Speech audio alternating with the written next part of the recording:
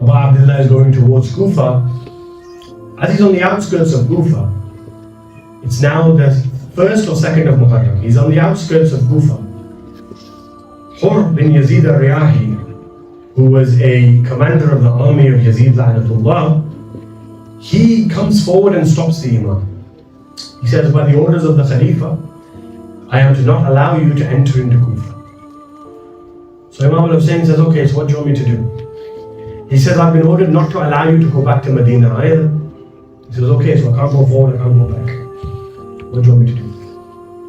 He says, I'm going to divert your route away from here.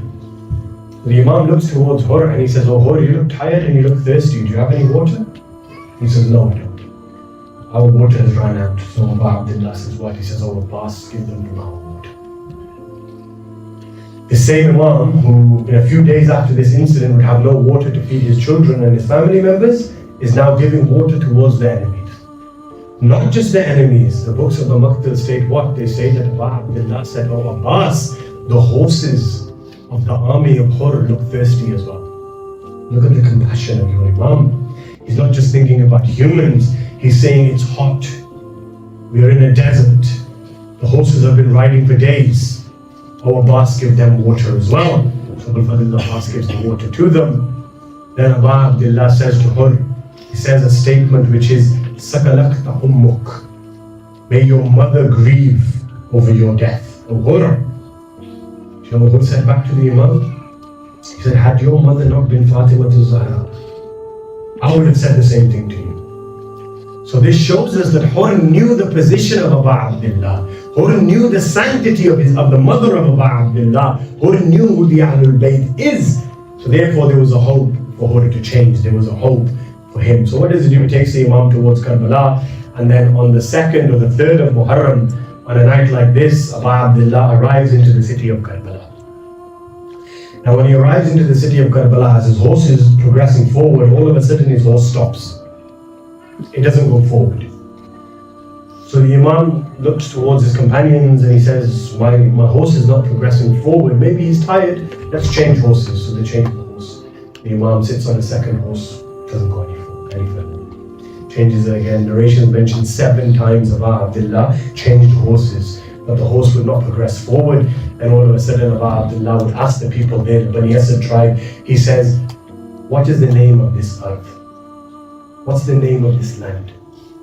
So one of them come forward and he says, Ya Sayyidi, Hada Nainawa. This land is called Nainawa. The Imam says, no. Does it have another name? They said, it's called Dus. The Imam says, no. Does it have another name? They said, this area is also called Ghabiriya. The Imam says, no. Does it have another name? And you all know where this is going. He's waiting for that one name. That one name that Rasulullah told him, that his father and his mother and his brother told him, which was what? Which was when the 4th time he asked, does it have another name? They said, Ya Sayyidi wa Mawlai, Hadha al-Ardh Karban wa Bala. This is the land of trial, Karb wa Bala, tribulation. That's what Karbala means. So the moment Abu Abdullah hears Karbala, he stops. Tears begin to flow down his eyes. He gets off his horse. He sits down onto the ground. He performs sajda shukr to Allah subhanahu wa ta'ala, and he begins to cry out loud. So his companions come forward and they say, Ya Abu Abdullah, why are you crying?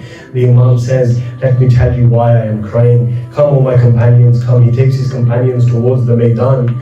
He reaches a stage. He says, this is the place where the women of the Ahlul Bayt will be taken as captives. This is where Zainab's veil will be taken.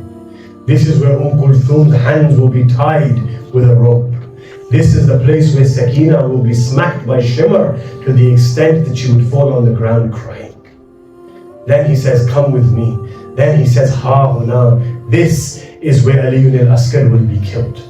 Then he goes forward and says, Ha huna. This is the place where Aliyun al-Akbar will be killed. Then he goes towards the Furat and he says, this is the place where Abul Fadl al-Abbas will be killed. One by one, he shows them where every single companion will fall, where every single Sahaba would fall, where every single member of the Ahlul Bayt would fall, until finally he reaches the Maqtal Gah and he looks down before he could say anything.